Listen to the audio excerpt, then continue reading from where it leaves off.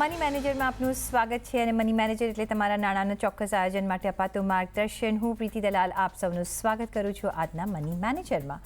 Money મેનેજરમાં આજે આપણે વાત કરીશું ટેક્સ સેવિંગ કરતાં રોકાણના કયા વિકલ્પો છે, કયા સેક્શન મુજબ થશે કેટલી ટેક્સ બચત, અને લઈશું દર્શકોના સવાલ પર. તો હવે જ્યારે FY 22-23ના લાસ્ટ ક્વાર્ટરમાં છીએ તો 31 માર્ચ પહેલાં આપણે આપણું ટેક્સ પ્લાનિંગ કરવાનું છે. જો તમે જૂના ટેક્સ સ્લેબમાં છો તો તમે કયા સેક્શનનો લાભ લઈ શકો છો, ડિડક્શન મેળવી શકો છો, તે અંગેની ચર્ચા આજે આપણે કરીશું. અને આ ચર્ચામાં આપણી સાથે જોડાયા છે મની મંત્રના ફાઉન્ડર વિરલ ભટ્ટ. વિરલભાઈ, ઘણું સ્વાગત છે આજના શોમાં. અને જ્યારે આપણે યર એન્ડ તરફ આવતા હોઈએ છીએ ત્યારે એકદમ આમ થતું હોય છે કે આપણે કેવી રીતે ટેક્સ બચાવી લઈએ. જો કે એ તો ડે 1થી આપણે શરૂઆત કરવી જોઈએ, પણ તો પણ કોઈક વખત થોડું ઉપર નીચે થઈ જતું હોય છે. તો ટેક્સ પ્લાનિંગ આઈ થિંક હવે બધા શરૂઆત કરી દેતા હશે કે કઈ રીતે હું મારો ટેક્સ બચાવું. પણ કઈ રીતના હવે આપણી પાસે ઘણા બધા સેક્શન્સ છે. અમુક સેક્શન્સ એવા છે કે ઓફકોર્સ જૂનાને જાણીતા છે, જે પોપ્યુલર છે, ATC, ATD, એ બધી આપણે વાત કરતા હોઈએ છીએ. તો પહેલાં આપણે એ જ લઈશું કે ATC સ્કીમમાં કયા એવા પરિબળો છે જેનો આપણે ટેક્સનો એક લાભ લઈ શકીએ. તમારો આભાર પ્રીતિબેન શોમાં બોલવા માટે. હજી પણ આ બજેટનો જ મહિનો છે અને બજેટમાં આપણે ઘણું ટેક્સની વાતો કરી, કેટલું રિબેટ લેવાનું, કેટલું નહીં લેવાનું, કોને લેવાનું. પણ એક તો છે કે આ જે બજેટ આવ્યું છે એનું ઇમ્પ્લિમેન્ટેશન એ છે નેક્સ્ટ ફાઇનાન્શિયલ યરથી થશે. આ ફાઇનાન્શિયલ યરને 2 મહિના બાકી છે અને લોકોને હંમેશા એવું લાગે કે એક સેલરાઇડ ક્લાસ પીપલને કે પહેલાં એમની જે ઓફિસમાં એમને છે ને ડિક્લેરેશન આપી દેવું પડે અને પછી ડિક્લેરેશનનું સબમિશન કરવું પડે. બરાબર છે. તો હવે ડિક્લેરેશનમાં કદાચ અમુક વસ્તુઓ એમણે ધ્યાનમાં રાખી હશે કે ભાઈ હું ડ્યુરિંગ ધ યર આમાં ઇન્વેસ્ટ કરવાનું છું કે આમાં કરવાની છું કે એવી રીતે એમણે વિચાર્યું હશે. પણ કદાચ એવું બની શકે ને ઘણા વખતે એવું થાય પણ છે કે જ્યારે ફેબ્રુઆરી માર્ચ આવે તો અમુક વસ્તુઓ રહી જાય, અમુક વસ્તુઓ ભૂલી જવાય, અમુક વસ્તુઓ કરી હોય તો શોર્ટેજ હોય જે અમાઉન્ટ કરવાની હોય એમાં.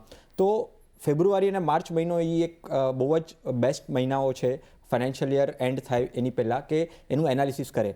ડેફિનેટલી એમાં મને એવું લાગે કે ડેફિનેટલી તમે જે ATCની વાત કરી, મને એની પહેલાં એવું લાગે પ્રીતિબેન કે અમુક લોકોને કેવી રીતે કરવું જોઈએ ને એની પણ વાતો ખબર હોવી જોઈએ. જેવી રીતે હું સિમ્પલી એમનું માઇન્ડસેટ અગર કેવા એ રિસ્ક લેવા માટે તૈયારી રાખે છે, એમનું માઇન્ડસેટ અગર એવું છે કે એ હાયર રિસ્ક લેવા માટે રેડી છે, એગ્રેસિવ ઇન્વેસ્ટર છે, તો ડેફિનેટલી ATCના પોઈન્ટ ઓફ વ્યૂથી એમને જે ELSS જે છે, ઇક્વિટી લિંક સેવિંગ સ્કીમ, જે મ્યુચ્યુઅલ ફંડમાં આવે છે એ જોઈ શકે. અને એમાં મેક્સિમમ પાર્ટ અગર એ હાઈ રિસ્ક એપેટાઇટ રાખે છે, એગ્રેસિવ ઇન્વેસ્ટર છે, તો મેક્સિમમ પાર્ટ એટલે ઓલમોસ્ટ 80-90% અગર માની લો કે કદાચ એમને સેલેરાઇડ ક્લાસ લોકો છે તો કદાચ અમુક ડિડક્શન એટલે EPF ને બધું કટ થયા પછી 1 લાખની લિમિટ હશે કે 1.25 લાખની લિમિટ હશે તો મેક્સિમમ અમાઉન્ટ એમને એ સેગમેન્ટને એટલે હાઈ રિસ્ક એપેટાઇટને ELSSમાં કરવું જોઈએ. હવે સપોઝ મીડિયમ રિસ્ક એપેટાઇટ હોય કે ભાઈ થોડુંક રિસ્ક લેવા માટે થોડું તૈયારી પણ રાખે છે અને થોડુંક માઇન્ડસેટ કન્ઝર્વેટિવ પણ હોય, તો એમાં એ શું કરી શકે કે PPF જે હંમેશા વર્ષોથી ચાલતી આવતી બહુ જ જૂની અને જાણીતી સ્કીમ ટેક્સ બેનિફિટ માટે જે ડેટ સ્કીમ કહેવાય, એમાં એ થોડુંક રોકાણ કરી શકે. એટલે માની લો 60% જેટલું રોકાણ એ આવા PPF જેવામાં કરી શકે અને 40% જે છે એ ELSSમાં કરી શકે, રાઈટ. અને એમનું જે રિસ્ક એપેટાઇટ પણ થશે એ મીડિયમ રિસ્ક એપેટાઇટ થશે, એટલે કન્ઝર્વેટિવ, વધારે કન્ઝર્વેટિવ નહીં પણ મીડિયમના પોઈન્ટ ઓફ વ્યૂથી. અને હવે સપોઝ માની લો કે એકદમ કન્ઝર્વેટિવ છે, હવે એમને ઇક્વિટી માર્કેટ ગમતું જ નથી, જોવું પણ નથી, વિચારવું પણ નથી, એવા લોકો માટે તો PPF જેવું છે, પછી NSC નેશનલ સેવિંગ સર્ટિફિકેટ છે કે પછી પાછું ફિક્સ ડિપોઝિટ્સ છે, એવા ટાઈપના જે ડેટ ઇન્સ્ટ્રુમેન્ટ છે જે કન્ઝર્વેટિવ છે, ગેરંટેડ અને એશ્યોર્ડ રિટર્ન્સ આપે છે અને ATCનો બેનિફિટ લઈ શકે. તો પહેલાં તો તમારે તમારું રિસ્ક એપેટાઇટ શું છે એ જાણવું જોઈએ. તમે તમારા ફાઇનાન્શિયલ એડવાઇઝર એટલે વિત્તીય સલાહકારની પણ મદદ લઈ શકો એ એનાલિસિસ કરવા પોઈન્ટ ઓફ વ્યૂથી. અને એક વખત તમે નક્કી કર્યું તો એ પ્રમાણે તમારું જે એલોકેશન જે છે 60-50, 40 કે 50-50 કે 80-20 જે પણ તમારા રિસ્ક એપેટાઇટ હશે એમાં તમે ATCમાં ઇન્વેસ્ટમેન્ટ કરી શકો. ઓકે, તમારો રિસ્ક પ્રોફાઇલ પહેલાં તમારે આઈડેન્ટિફાઈ કરવું જોઈએ કે તમે વેર ડુ યુ બિલોંગ. અને જો તમે હાઈ રિસ્ક લઈ શકતા હોય તો ELSS, મીડિયમ હોય તો પીપીએફ અને ELSSમાં તમે 60-40માં કરી શકો છો, અને જો તમે એકદમ કન્ઝર્વેટિવ હો તો કોઈ પણ ડેટ ઇન્સ્ટ્રુમેન્ટ ચૂઝ કરી શકો છો. રાઈટ. પણ આ બધા જે ફેક્ટર્સ છે એ જે તમે ડિસ્કસ કર્યા, કઈ રીતે તમે તમે કીધું કે તમારે તમારી જાતને આઈડેન્ટિફાઈ કરવા જોઈએ. તો પહેલાં શું આપણે આપણી સેલ્ફને આઈડેન્ટિફાઈ કરવી જોઈએ કે આ બધા પરિબળો કરીને આપણે આ સેલ્ફનું એક રિસ્ક એપેટાઇટ ચૂઝ કરવું જોઈએ? આમાં છે ને બહુ ઇન્ટરેસ્ટિંગ છે. એટલે તમે પોતે જ્યારે કરવા બેસો ત્યારે ડેફિનેટલી તમને લાગતું હોય કે ના હું કરી શકીશ, અને હું એટલે એના પણ પેરામીટર્સ છે. સપોઝ માની લો કે તમારું પહેલાં તો ઇન્વેસ્ટમેન્ટ ઓબ્જેક્ટિવ શું છે. હવે તમારા કદાચ તમે એમ વિચારતા હશો કે ડેફિનેટલી જે એટીસી એક ઇન્સ્ટ્રુમેન્ટ એટલે એક સેક્શન એવું છે કે જેમાં ઘણા બધા ઇન્સ્ટ્રુમેન્ટ ને ઇન્વેસ્ટમેન્ટ પ્રોડક્ટ્સ આવે છે, પણ બધા પ્રોડક્ટ્સના ટાઈમ ટેન્યોર પણ અલગ અલગ છે. એટલે તમારે સૌથી પહેલાં એ જાણવાનું છે કે તમારું ઇન્વેસ્ટમેન્ટ ઓબ્જેક્ટિવ શું છે, એટલે કયા ઓબ્જેક્ટિવને તમે કેટર કરવા માંગો છો, એટલે તમારું ઓબ્જેક્ટિવ કેટલા વર્ષનું છે એ પણ એક વિચારી શકો એમાં, અને સાથે સાથે એ પણ વિચારી શકો કે તમારે કેપિટલ પ્રિઝર્વ કરવું છે કે વેલ્થ ક્રિએશનમાં માનો છો. હવે જ્યારે તમે કેપિટલ પ્રિઝર્વ માંગો છો તો ઓટોમેટિકલી જે આપણે વાત કરી કે ડેટ ઇન્સ્ટ્રુમેન્ટ જે છે એ કન્ઝર્વેટિવ છે તો એ કેપિટલ પ્રિઝર્વમાં આવી જશે, રાઈટ, અને ફિક્સ્ડ રિટર્ન્સ આવશે. અને સપોઝ વેલ્થ ક્રિએશન હશે તો આ ઇક્વિટી જેવા ઇન્સ્ટ્રુમેન્ટમાં આવશે. તો સૌથી પહેલાં કે ભાઈ તમારો ઇન્વેસ્ટમેન્ટ ઓબ્જેક્ટિવ શું છે એ તમે ડિફાઇન કરો. પછી તમારો રિસ્ક એપેટાઇટ જે આપણે પહેલી વાત કરી કે અગર તમે તમારો ઇન્વેસ્ટમેન્ટ ઓબ્જેક્ટિવ ડિફાઇન કરશો તો તમારો ઓટોમેટિકલી રિસ્ક એપેટાઇટ પણ ઓટોમેટિકલી એની સાથે તમે કનેક્ટ કરી શકશો. પછી આવશે એની લિક્વિડિટી. હવે તમને એની લિક્વિડિટી એટલે તમે જે પણ ઇન્સ્ટ્રુમેન્ટમાં નાખો છો, માની લો તમે ડેટ ઇન્સ્ટ્રુમેન્ટમાં નાખો છો તો તમારો ટેન્યોર વધારે હોઈ શકે. વધારે કોના કરસ્પોન્ડન્ટલી વધારે હોઈ શકે કે સપોઝ ઇક્વિટીના કરસ્પોન્ડન્ટલી, કારણ કે ELSSનો ટેન્યોર જે છે એ 3 યર્સનો છે, જે સૌથી લીસ્ટ છે, સૌથી ઓછો છે ટેક્સ બેનિફિટના પોઈન્ટ ઓફ વ્યૂથી. પણ તમે અગર ડેટ ઇન્સ્ટ્રુમેન્ટમાં જશો તો એનો ટેન્યોર સ્ટાર્ટ થશે 5 વર્ષથી, જે માઇટ બી FD હશે ટેક્સ બેનિફિટની, કાં પછી NSE હશે નેશનલ સેવિંગ સર્ટિફિકેટ, કે પછી PPF હશે જેનું ટેન્યોર હશે 15 યર્સ. તો તમારે આ જે 3 વસ્તુઓ છે કે ઇન્વેસ્ટમેન્ટ ઓબ્જેક્ટિવ, રિસ્ક એપેટાઇટ અને પછી છે લિક્વિડિટી, એટલે તમને પૈસા પાછા ક્યારે જોઈએ છે એ તમારા પ્રોડક્ટના ટાઈમ ટેન્યોર પોઈન્ટ ઓફ વ્યૂથી હશે. અને સૌથી છેલ્લું જે છે કે એની ટેક્સ ટ્રીટમેન્ટ પણ શું છે. તમને એવું લાગતું હશે કે ભાઈ મને વધારે ટેક્સ નથી આપવો અને ઓછા ટેક્સમાં મારું કામ બનતું હશે તો એની માટે પાછું ELSS આવશે, કારણ કે ખાલી કેપિટલ ગેઇન લાગશે તમને, બરાબર છે. અને સપોઝ તમે PPF જેવા, કારણ કે મને કાંઈ ટેક્સ નથી આપવું, તો તમે ડાયરેક્ટલી PPF જેવા ઇન્સ્ટ્રુમેન્ટમાં સિલેક્ટ કરીને 15 વર્ષ સુધી તમારા પૈસા લોક થઈ જશે, બરાબર છે. અને મીડિયમ તમને ટેન્યોર રાખવું છે તો FD જેવું ટેન્યોર રાખી શકો જેમાં 5 વર્ષ છે. જી, બરાબર છે. તો ઘણા બધા ફેક્ટર્સ ડિસાઇડિંગ ફેક્ટર્સ બની શકે છે. પણ સાથે જ એટીસીમાં બીજા પણ વસ્તુઓ છે જે તમારા માટે કામ કરી શકે છે, બીજા પણ ઇન્વેસ્ટમેન્ટ્સ છે એ તમારા માટે કામ કરી શકે છે, બિસાઇડ્સ આ જે પોપ્યુલર તમે જે વાત કરી તે. એવા કયા એવા ઇન્વેસ્ટમેન્ટ્સ છે જે તમે એટીસીની અંતર્ગત એમાં ઇન્વેસ્ટ કરી શકો છો અને ટેક્સ બેનિફિટ લઈ શકો છો? યસ પ્રીતિબેન, એટીસીમાં આમાં ઘણા એવા ઇન્વેસ્ટમેન્ટ ઓપ્શન્સ આવે છે. હવે એક ઇન્વેસ્ટમેન્ટ ઓપ્શન્સ લોકો હંમેશા સમજે છે, પણ હું એઝ એન એડવાઇઝર હંમેશા ના પાડું છું, જે છે ઇન્સ્યોરન્સ ઇન્વેસ્ટમેન્ટ. ઇન્વેસ્ટમેન્ટના પોઈન્ટ ઓફ વ્યૂથી ઇન્સ્યોરન્સને ના જોવું જોઈએ, પણ હા તમે અગર પ્યોર ઇન્સ્યોરન્સ પણ લો છો તો તમને ટેક્સ બેનિફિટ એટીસીમાં મળી શકે છે. એક ઇન્સ્યોરન્સ થઈ ગયું. પછી NPS, ઘણા વર્ષોથી, ઘણા 5-7 વર્ષોથી NPS જે નેશનલ પેન્શન સેવિંગ સ્કીમ જે છે, જે ગવર્મેન્ટના હેઠળ આવે છે, NPSમાં પણ તમે એટીસીનું બેનિફિટ લઈ શકો. 1.5 લાખ એટીસીનું બેનિફિટ તમને ત્યાં NPSમાં મળશે. અગર તમે સિનિયર સિટીઝન છો તો તમે સિનિયર સિટીઝન સેવિંગ સ્કીમમાં પણ તમે એટીસીનો બેનિફિટ લઈ શકશો. પછી આવે છે એક પબ્લિક પ્રોવિડન્ટ ફંડ, જે આપણે વાત કરી, 15 વર્ષનો પ્રોડક્ટ છે. પબ્લિક પ્રોવિડન્ટ ફંડમાં તમને એટીસી મળશે. NSC છે નેશનલ સેવિંગ સર્ટિફિકેટ, 5 વર્ષનું પ્રોડક્ટ છે જે ગવર્મેન્ટના અંડર આવે છે અને ફિક્સ્ડ અને એશ્યોર્ડ રિટર્ન આપે છે. પછી એક આવે છે ટેક્સ સેવિંગ FD, જે ફિક્સ ડિપોઝિટ્સ તમે કરતા આવો છો તો બેંકમાં પણ જઈને તમે કહી શકો છો કે મારે ટેક્સ બેનિફિટ માટે FD કરવી છે, જે એનો પણ ટાઈમ ટેન્યોર 5 વર્ષનો છે. હંમેશા તમે જ્યારે પણ સિનિયર સિટીઝન સેવિંગ સ્કીમ છે કે પછી NSC છે કે પછી FD છે, એમાં તમારે ટેક્સ ટ્રીટમેન્ટને હંમેશા ધ્યાનમાં રાખવું પડશે, કારણ કે એનો જે ઇન્ટરેસ્ટ છે એ જે તમે આવે છે એ ટેક્સેબલ આવે છે. હાલાકી તમને એટીસીમાં બેનિફિટ મળશે. અને પછી 1-2 એવા ઇન્સ્ટ્રુમેન્ટ છે કે તમે હોમ લોન લીધી હશે તો તમે જે હોમ લોનનું જે રીપેમેન્ટ કરો છો, પ્રિન્સિપલ અમાઉન્ટનું જે રીપેમેન્ટ કરો છો તમે EMI દ્વારા, એ તમને એટીસીમાં મળશે. અને તમે તમારા બાળકો જે છે, 2 બાળકો છે, મેક્સિમમ 2 બાળકો સુધી એની જે ટ્યુશન ફીસ છે એને પણ તમે એટીસીમાં કન્સિડર કરીને ટેક્સ રિબેટ બેનિફિટ લઈ શકો છો. તો ઘણા બધા બીજા પણ એવન્યુઝ છે જે તમે એટીસી અંતર્ગત લઈ શકો છો. એ અલગ ટોપિક છે કે ભાઈ એ લિમિટ કેટલી આપણે એક બે વસ્તુમાં જ એક્ઝોસ્ટ કરી નાખતા હોઈએ છીએ, કારણ કે લિમિટ ઘણી ઓછી છે, પણ આપણે તમે ચૂઝ કરી શકો છો તમારા રિસ્ક એપેટાઇટ પ્રમાણે, તમારે કઈ રીતના રોકાણ છે એ પ્રમાણે. સાથે નેક્સ્ટ એક જે સેક્શન છે ATCCDની આપણે જો વાત કરીએ, અને એમાં NPS પર આ એક સેક્શન છે. કઈ રીતે તમે એનો લાભ લઈ શકો છો, કારણ કે ઘણા બધા હજી મે બી એ સ્કીમમાં નથી, અને જે હોય એ કઈ રીતે એડવાન્ટેજ લઈ શકે છે, જે નથી એ કઈ રીતે એડવાન્ટેજ લઈ શકે છે. એટીસી એમાં પણ એક બહુ ઇન્ટરેસ્ટિંગ રીતે બાયફર્કેશન છે.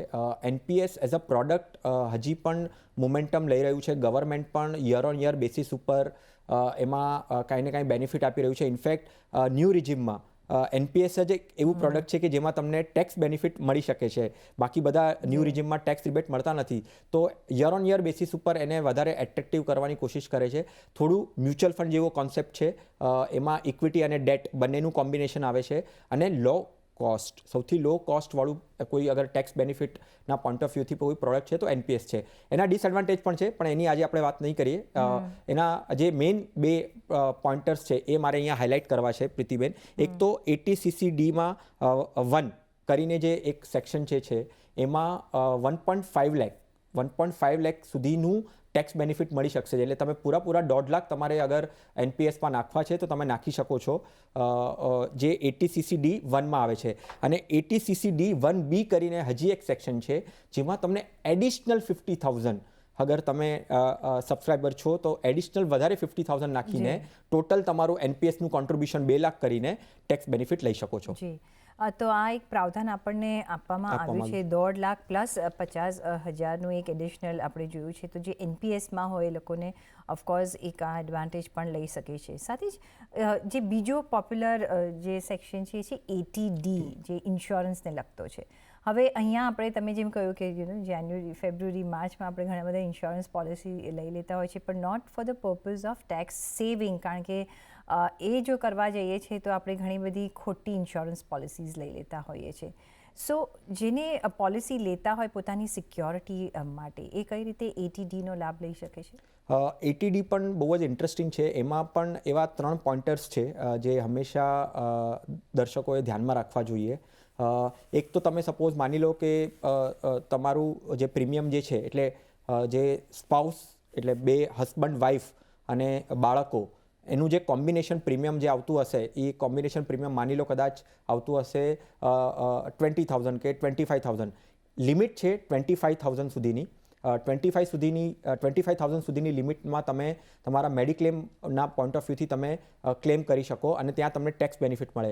બીજો પોઈન્ટ છે કે તમારા અગર પેરેન્ટ્સ સિનિયર સિટીઝન્સ હોય તો એમાં પણ તમારે 50,000ની લિમિટ છે. અગર હવે એમાં એક વસ્તુ ધ્યાનમાં રાખવાની છે, હા, ડિપેન્ડન્ટ પેરેન્ટ્સ હોય તો, અને એમાં પણ એજ ફેક્ટર પણ બહુ ઇમ્પોર્ટન્ટ છે. અગર તમારા પેરેન્ટ્સની એજ 60થી નીચે હશે તો તમે 25,000 સુધીની જ ક્લેમ કરી શકશો, અને અગર 60થી વધારે હશે તો તમે 50,000નું પ્રીમિયમ પેમેન્ટ અગર કરતા હશો તો તમે ક્લેમ કરી શકો, રાઈટ. એની સાથે બીજો એક ઇમ્પોર્ટન્ટ છે જે કદાચ મને લાગે છે કે દર્શકોને વધારે ખ્યાલ નહીં હોય. ATDમાં તમારે જે હેલ્થકેરના અંડર તમે કાંઈ સ્પેન્ડ કરતા હશો, મેડિકલ બિલ્સ છે કે કાંઈ તમારે કરતા હશો, તો ATDમાં તમારા માટે, એટલે જેવી રીતે હસબન્ડ વાઈફ અને બાળકોના પોઈન્ટ ઓફ વ્યૂથી કંઈક 5,000 સુધીની લિમિટ છે. એ તમે અગર ખર્ચો દેખાડીને ક્લેમ કરી શકો. અને ફેમિલી, એટલે તમારા પેરેન્ટ્સ પણ અગર તમારે એને ઇન્ક્લુડ કરવું છે તો 7,000ની લિમિટ છે. તો હેલ્થ કેરના પોઈન્ટ ઓફ વ્યૂથી તમે કંઈક સ્પેન્ડિંગ કર્યું, બરાબર છે, અને એ ખર્ચો તમને દેખાડવો હોય તો એનું પણ તમે ક્લેમ કરી શકો છો ATDના. મેડિકલ બિલ્સ થ્રુ હોઈ શકે કે કોઈ તમે ટેસ્ટ કરાવ્યો કે એના માટે હોઈ શકે, કે બંનેમાં તમે બંનેમાં યુઝ કરી શકો. એક બીજું એક ઇન્ટરેસ્ટિંગ પોઈન્ટ અહીંયા હું કહેવા માંગુ છું. હાલાકી આમ જોવા જઈએ તો તમારે કોઈ પણ જગ્યાએ કોઈ પણ ડોક્યુમેન્ટ સબમિટ નથી કરવાના હોતા, બરાબર છે. હવે ડેફિનેટલી તમે એક કોર્પોરેટ સિસ્ટમથી આવતા હશો તો એક કોર્પોરેટ જે તમારી કંપનીઝ હશે ત્યાં તમે જોબ કરતા હશો, એને એક પ્રોસેસ તમારે ફોલો કરવાનો હશે અને તમારે ત્યાં ડોક્યુમેન્ટ સબમિટ કરવાના હશે. પણ અહીંયા વાત એ ચાલી રહી છે, આપણે શરૂઆતમાં જ કીધું કે ફેબ્રુઆરી માર્ચમાં તમે એવા કદાચ ડિક્લેરેશન્સ તમે નહીં આપી શક્યા હોય કે તમે ભૂલી ગયા હો, તો તમે જ્યારે રિટર્ન ફાઇલિંગ કરો છો તમારા જે પર્ટિક્યુલર ફાઇનાન્શિયલ યરનું, ત્યાં તમે અગર આ ઉપયોગ આ જે વાતો જે આપણે કરી કે ભાઈ મેડિકલ બિલ્સ છે કે રિપોર્ટ્સ છે કે છે એ તમારે ક્લેમ કરવું છે, તો તમે તમારા રિટર્ન ફાઇલિંગમાં તમે દેખાડી શકો છો. હાલાકી ડોક્યુમેન્ટ્સ ક્યાંય જ સબમિટ નથી કરવાના હોતા. તમે જેન્યુઅલી તમે જે કરેલું છે એને તમારો દેખાડીને તમે ત્યાં ફાયદો ઉપાડી શકો છો. જી, ઓફકોર્સ. તો એક આટલા પ્રાવધાન છે કે જે આપણે યુઝ કરી શકીએ છીએ, અને આની જાણકારી હોવી જરૂરી છે. જ્યારે તમે ટેક્સ પ્લાનિંગ કરો છો ત્યારે તમને આ બધા જ ફેક્ટર્સ કામમાં આવી શકે છે. એટીસી, એટીડી સિવાય પણ ઘણા એક નાના સેક્શન્સ છે, એટીઈ, કે જે બહુ પોપ્યુલર નથી, જેની જાણકારી કદાચ નહીં હોય. તો એ બીજા કયા એવા સેક્શન છે જેનો આપણે લાભ લઈ શકીએ છીએ?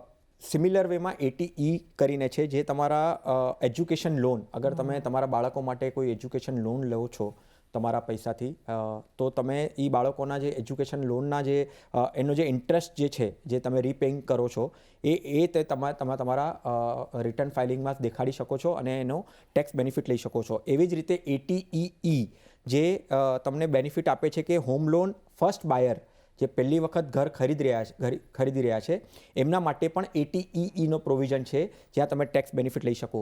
એટીજી ડોનેશન્સ તમે કંઈક કર્યું, કંઈક ચેરિટી કરી, બરાબર છે, એ પણ તમે એટીજીમાં દેખાડીને એનું ડિડક્શન લઈ શકો છો, બરાબર છે. એટીજીજી એ એચઆરએ એ પણ બહુ જ પોપ્યુલર છે, હાઉસ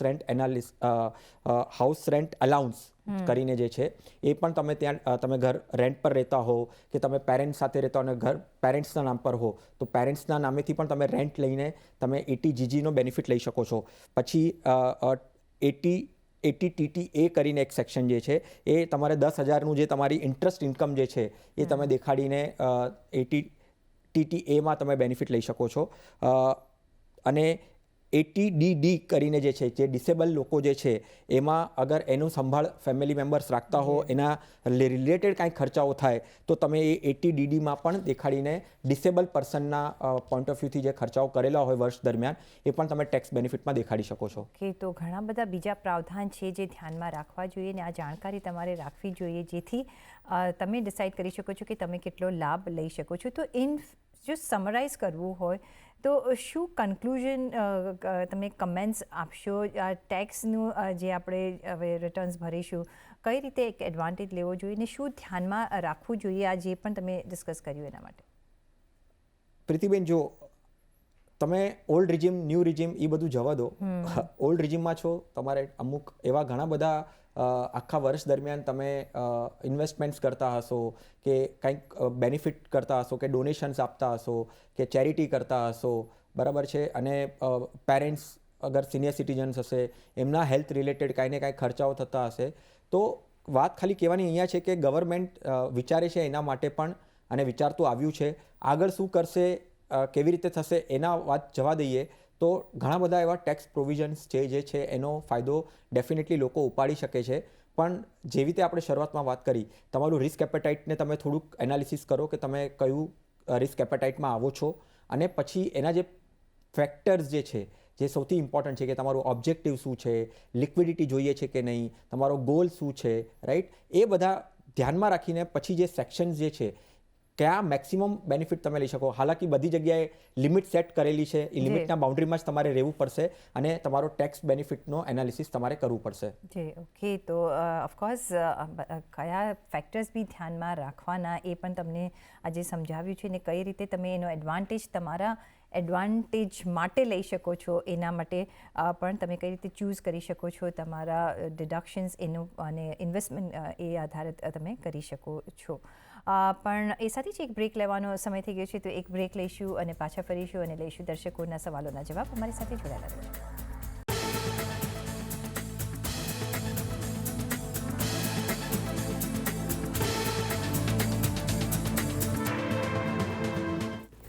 બ્રેક પછી આપનું સ્વાગત છે, અને હવે લઈશું દર્શકોના સવાલોના જવાબ. તો પહેલો જે સવાલ આવી રહ્યો છે વિરલભાઈ, જિજ્ઞા દેસાઈનો આવી રહ્યો છે. એમની ઉંમર 50 વર્ષની છે, 50,000ની માસિક એસઆઈપી એમને કરવી છે વેલ્થ ક્રિએશન માટે. તો કયા એવા ફંડ્સ તમે સૂચવી શકો છો?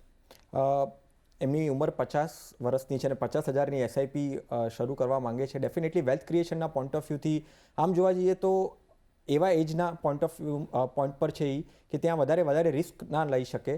હાલાકી એમણે કાંઈ ગોલ્સ વધારે ડિફાઇન નથી કર્યા, શેના માટે વેલ્થ ક્રિએશન કરવી છે, કયા ગોલ્સ માટે કરવી છે એ એમણે અહીંયા સૂચવ્યું નથી. તો પણ હું અગર કહીશ તો એ એક ઇક્વિટી ડેટનો પોર્ટફોલિયો બનાવી શકે. એમાં ઓલમોસ્ટ 60%નું ઇક્વિટી રાખી શકે, જેવી રીતે ફ્લેક્સી કેપ ફંડ છે, large and mid cap fund છે. આ બે કેટેગરીને એ એટલીસ્ટ 35,000 સુધીની એસઆઈપી ત્યાં કરી શકે, 35,000ની. અને 10-15,000ની જે એસઆઈપી જે છે એ એક હાઇબ્રિડ કેટેગરીમાં જ્યાં ડેટનું એક્સપોઝર પણ આવી જશે, જેવી રીતે બેલેન્સ ફંડ છે કે કન્ઝર્વેટિવ હાઇબ્રિડ છે, એ બેનું કોમ્બિનેશન. એટલે ટોટલ 4 ફંડ ફ્લેક્સી કેપ વિચારી શકે, લાર્જ એન્ડ મિડ કેપ વિચારી શકે, એક બેલેન્સ ફંડ વિચારી શકે અને એક કન્ઝર્વેટિવ હાઇબ્રિડ વિચારી શકે.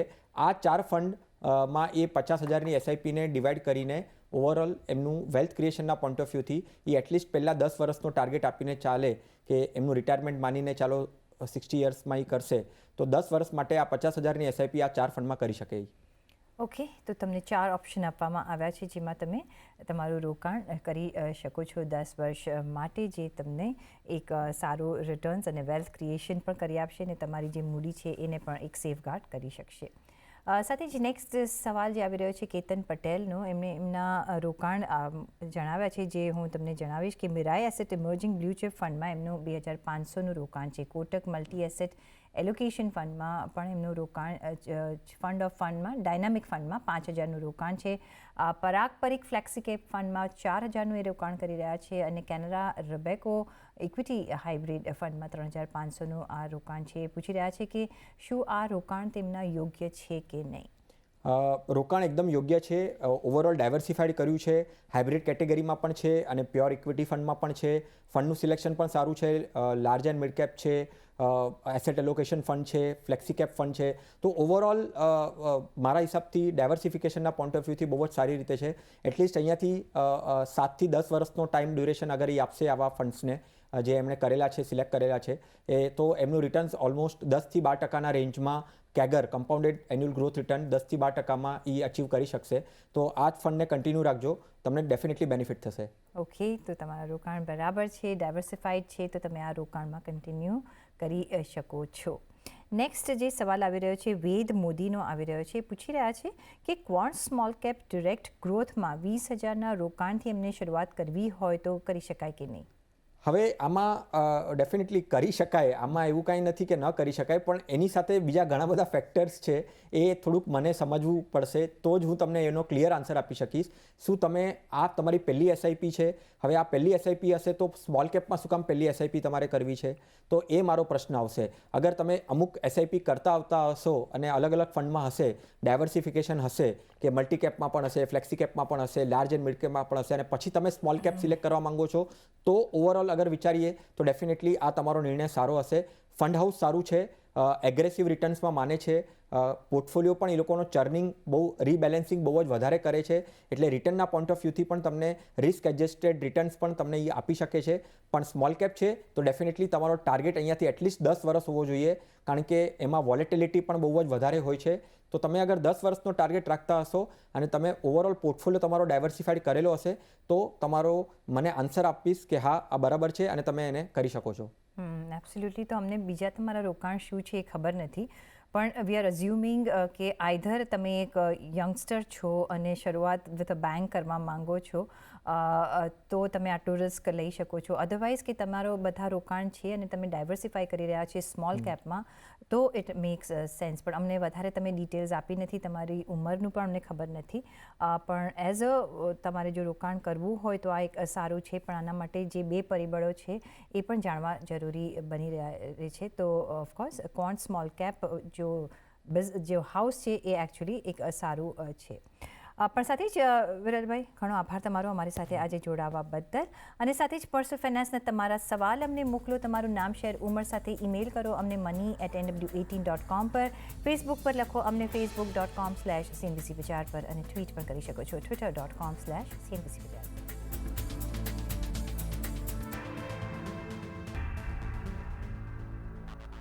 અને આ સાથે જ મની મેનેજરના એપિસોડમાં બસ અત્યારે આટલું જ. પાછા મળીશું નેક્સ્ટ એપિસોડમાં એક નવા ટોપિક સાથે. અમારી સાથે જરૂરથી જોડાશો. ત્યાં સુધી આપશો રજા. નમસ્કાર.